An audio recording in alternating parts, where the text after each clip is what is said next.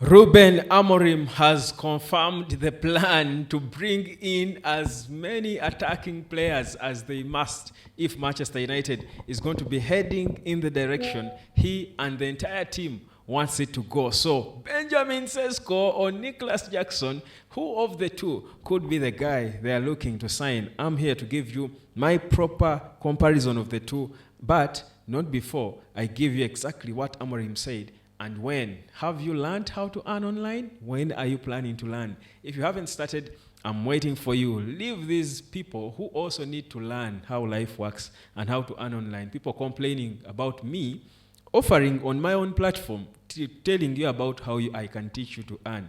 And a certain person who surprisingly can also learn how to earn on the internet. Even such a person can learn, by the way. Every person can learn. If such people who don't reason to see that this is my platform and I'm within my rights to come here and call you to come and be taught by me how to earn online where you watch me from all the time. If someone can abuse you for doing that, you can imagine what they do to their wives where you're not. But anyhow, let me leave it at that. Come learn and earn. But let's get proper into what's happening. So Ruben Amorim speaking after Man United's goalless draw against Leeds United.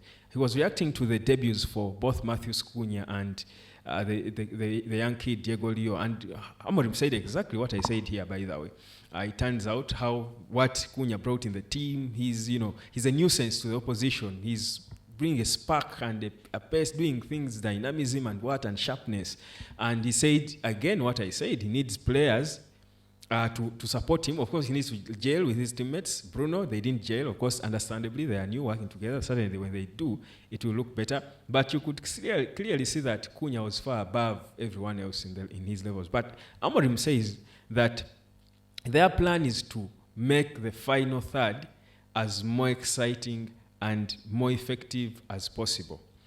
For me, that just opened my eyes to one thing, that, you see, if you're going to solve a problem like Amorim had to deal with at United, you must have a plan, a strategy. It's going to be a long-term thing, but what are the immediates? What are the immediate wins? Amorim, in his philosophy, in Ineos's thinking, the first immediate win is to make the front part of the team exciting, because excitement is not in defense or goalkeeping. Excitement is in the final third. That's why they said if we can find enough money to bring that excitement first, we can manage with what we have in other positions.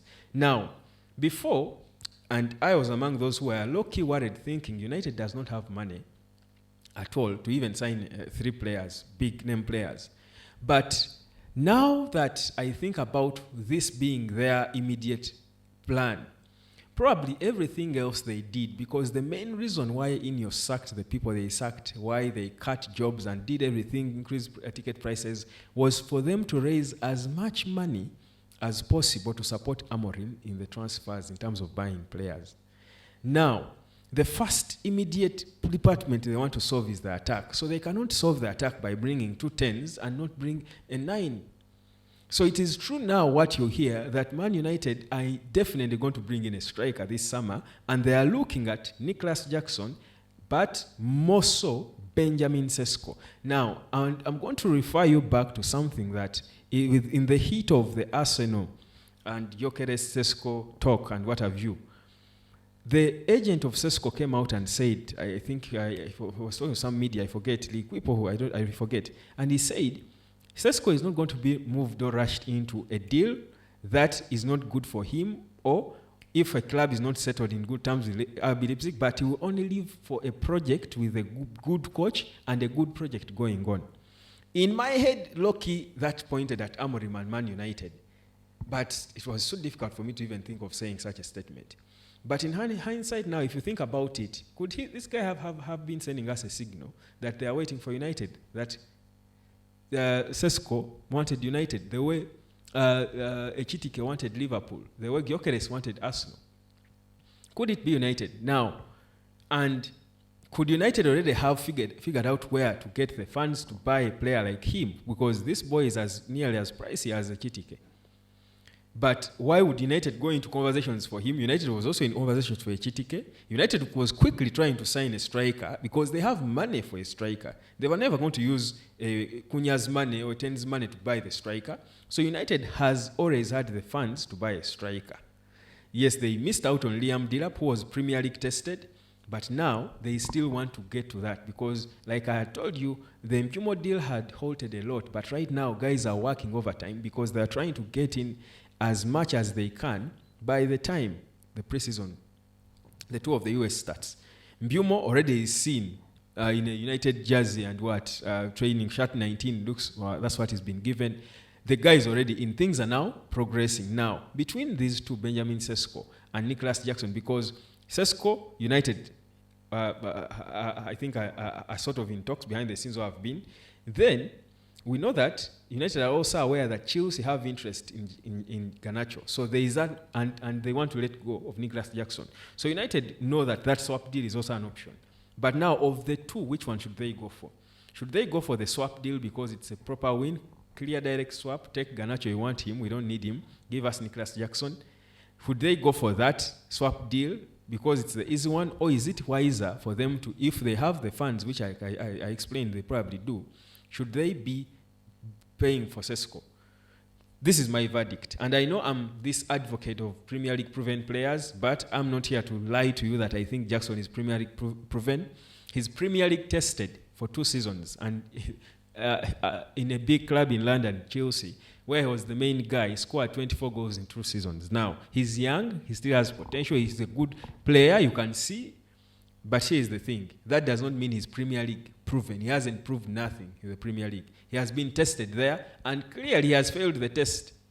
Or he has not passed with flying colours in a big club. So if you have an opportunity to come as Man United and get another young player nearly his age, to test him with the potential of Cesco, this tall guy, animated, all these big clubs have endorsed him, they have all wanted him.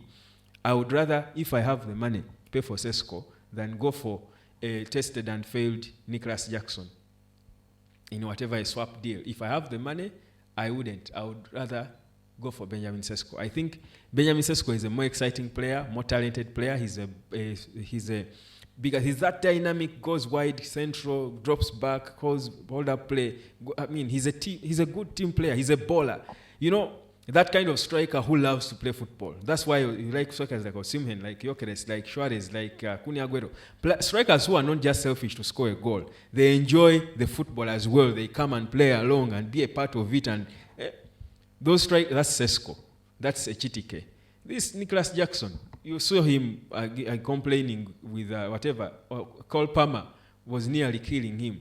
It shows you he's not that enjoyment striker. No, I like such strike, and in the modern game, coaches want such. You will drop back, drop a bit, good hold-up play, come and play a pass and move and run, go wide, switch with a Cunha, a mobile player. Now, if you bring such a player, that dynamic baller who enjoys, and you put him ahead as the point guy with Cunha and Mpumo behind him, with that sharpness and mobility, you have Bruno around flying. Ahmad, that's excitement. That's excitement. Those are excitement overloads. And that's what they are looking for. So, this Man United squad that's being built, you remember United, I can assure you, will sign 2 more players. Now, a striker clearly, because that's their plan, and I've explained to you where that comes from. But they spoke about Emi Martinez. Guys, let's pause and think. At times I come up with my theories, and of course at times I'm completely wrong, like all of us. I'm never perfect with my theories, but that's why I try to explain them. Emi Martinez, the best goalkeeper probably in the world, because he's the World Cup holder. This guy, we know he's leaving Aston Villa, but no single club has put in a bid for him, and he has been rejected or whatever. Really, with these clubs looking for goalkeepers, Chelsea, name them, what have you. Really, no single club has put in a bid, not even a Saudi club, to Aston Villa. Yet they know this guy is leaving. Why? Probably they tried to inquire about him and they were told this guy is United. It's probably agreed in principle without being public. So I think for me, those two could be the striker and the goalkeeper Martinez. There is talk of a midfielder. This boy you were all thinking, Richard Rios, who people wanted so much, forcing me to talk about. He's joined Benfica, so that's out. Whether they'll bring in a midfielder, we will see, because clearly, if we go by what we saw in the Leeds game, certainly they need to have a better plan for the midfield. You can't have that kind of excitement up top, but have this sluggish midfield in a way. I think it's quite important that 6 especially has a proper role in playing to make everything else happening ahead of them exciting as it should be. So I think really there should be a plan. Let's wait and see how it all goes. But that's what's happening. So what's your view? Do you think Jackson in a swap deal with Garnacho or Benjamin Sesko pay 60 or about what if they can 60 million or whatever and land him if they can raise the money? What do you think? I'm waiting for you. Peace, love, and harmony. And I'm as well waiting for you to come learn and earn. Cheers.